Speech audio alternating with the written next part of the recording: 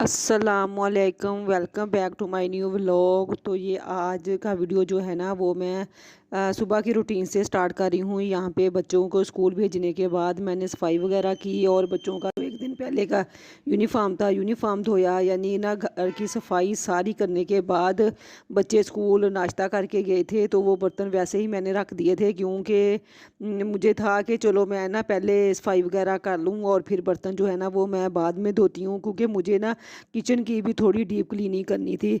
तो फिर उसके बाद मैंने बर्तन धोए और साथ में फिर मैंने डीप क्लीन ईद की वजह से, जैसे कि आप मेरी हर वीडियो में देखते हैं कि मैं ईद के ना थोड़ी बहुत जो सफाई है ना वो डीपली जो जिसको हम कहते हैं वो मैं साथ साथ कर रही हूँ। एक दिन मैंने पंखे साफ़ किए थे, फिर एक दिन दरवाजे साफ़ किए, फिर जाले उतारे, सोफ़े के कवर, यहाँ तक तकरीबन 80% काम जो है ना ईद का की सफाई का वो मेरा साथ साथ जो है ना वो होता जा रहा है।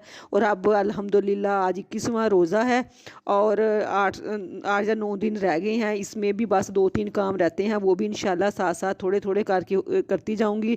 तो यहाँ पे बर्तन धोने के बाद मैंने जाले उतारे, उतारने के बाद शेल्फ वगैरह अच्छी तरह मैंने साफ़ की। और ये फिर चूल्हा जो था वो भी मैंने इसको अंदर तक मैंने साफ़ किया, लेकिन ये है ही पुराना, काफ़ी पुराना है। तो इस वजह से जितना मर्ज़ी साफ़ कर लूँ ना तो मतलब ना न्यू तो नहीं ना निकल सकता, पुरानी चीज़ ऐसी बात है पुरानी होती है।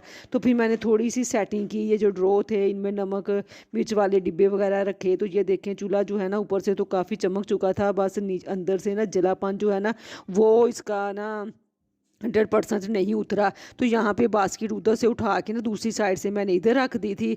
तो मैंने कहा थोड़ी सी ना मतलब चेंजिंग हो ना, चाहे रूम्स की किचन की, तो फिर लगता है कि हाँ ईद आ रही है और हमने ईद की तैयारी की है।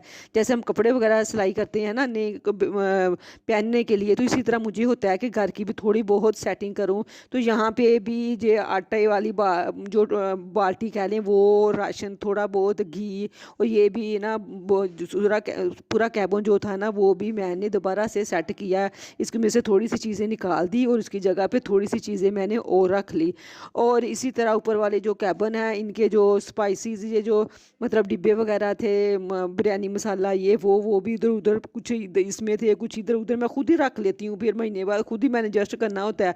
तो फिर वो सारी चीज़ें जिधर जिधर रखनी थी ना मुझे, वो मैंने सारी रख दी। सारे कैबन जो है ना, ये देखिए बोतलें भी 2 इधर थी, 2 एक दूसरे मतलब ड्रॉ में पड़ी हुई, कैबिन में पड़ी हुई थी। ये तो ऐसे ना मिक्स हुई हुई थी चीज़ें तो सारी किचन में ही होती हैं, लेकिन मैं खुद ही मिक्स कर देती हूँ। समटाइम बच्चे निकालते कहीं से हैं और रख किसी कैबिन में देते हैं, और मैं भी ऐसे ही करती हूँ, जल्दी में निकाल ली और रख किसी दूसरे कैबिन में दी। फिर इसी तरह जब महीने बाद किचन की सफाई करती हूँ ना तो फिर मैं सारी चीज़ें सेट करती हूँ। इसी तरह ईद की मतलब तैयारी कर रही थी ना, तो सफाई कर रही थी ईद की डीप क्लीन। तो मैंने फिर ना सोचा चलिए आज ना किचन साफ़ कर लेती हूँ। तो ये बाहर की जो विंडो है ये भी मैंने शीशा जो है ना अखबार के साथ साफ़ किया। इसकी जाली जो है ना वो भी मैंने थोड़ी सी धो दी, काफ़ी मिट्टी जमी हुई थी इस पर।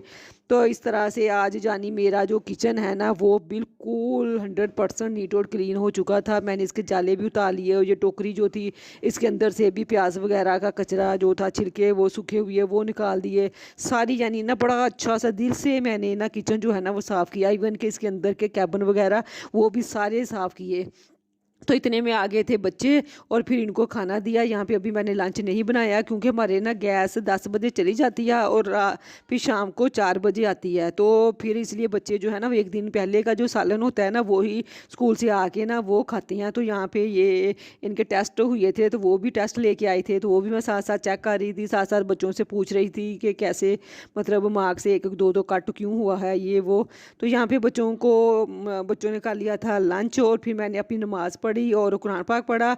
और इतने में मतलब करते कराते कुछ कपड़े प्रेस करने वाले थे वो किए, कुछ फोल्ड करने वाले थे वो करती रही ऐसे ही। तो फिर 4 बज गए। जैसे ही 4 बजे ना तो फिर कटिंग वगैरह जो है ना वो सब्ज़ी की मैं पहले ही करके रख लेती हूँ, ताकि जैसे ही गैस आई ना तो फ़ौरन मैं सालन बना लूँ। आपको पता है फिर सालन के अलावा अफ्तारी की भी थोड़ी सी तैयारी करनी होती है। अब लास्ट रोज़े हैं ना तो इतनी ज़्यादा मैं आइटम नहीं बनाती, जस्ट पकोड़े या चिप्स में से एक चीज़ बना लेती हूँ, फ्रूट चाट या चना चाट में से एक चीज़ बनाती हूँ बस। या फिर आज बस मैंने ये बनाई थी चिकन कढ़ाई। कढ़ाई और साथ में मैंने बना लिए पकोड़े और बस इसके अलावा कुछ भी नहीं था। सिंपल सी अफ्तारी थी। मैंने कहा चलें जो सारा दिन किचन में ही मतलब गुजारना है ना रोज़ा रख के, तो बजाय इसके कि हम थोड़ा खा लें और वही मैं इबादत कर लूँ, मेरे माइंड में ये होता है। तो यहाँ पे फिर ना गैस जैसे ही आया तो मैं पकाने लग गई ये चिकन कढ़ाई। तो थोड़ी इसलिए बनाई है क्योंकि मैं हूँ और 2 बच्चे हैं और वैसे भी मेरा रोज़ा होता है, तो अफ्तारी में तो मैं रोटी खाती नहीं हूँ, बस दूसरी चीज़ों के साथ ही पेट भर जाता है। सिर्फ सहरी में मुझे 1 रोटी खानी होती है और या फिर बच्चे जो हैं वो भी दोपहर में ही खाती हैं। तो इस वजह से इतना सा चिकन जो है ना उससे वो भी बल्कि नेक्स्ट डे तक भी पड़ा रहेगा। तो फिर इसके बाद जो है वो मैंने बनाए पकोड़े और साथ में असर की नमाज़ पढ़ी, साथ में बस ऐसे ही सारा दिन जो है ना वो कामों में गुजर जाता है। नमाज भी, इबादत भी ज़ाहिर सी बात है रमज़ान की वजह से होता है कि कुछ ज़्यादा कर लें, वरना ऐसे होता है कि बस नमाज़ पढ़ी और जल्दी से उठ गई, दुआ भी बस 2-3 मिनट मांगी मांगी या नहीं नहीं नहीं तो ना सही। लेकिन रमज़ान की वजह से ज़ाहिर सी बात है फिर हमारा इबादत की तरफ ही ज़्यादा ध्यान होता है। तो यहाँ पे फिर मैंने ना इतने ज़्यादा मैं ना बाज़ार के स्पाइसेस नहीं डालती।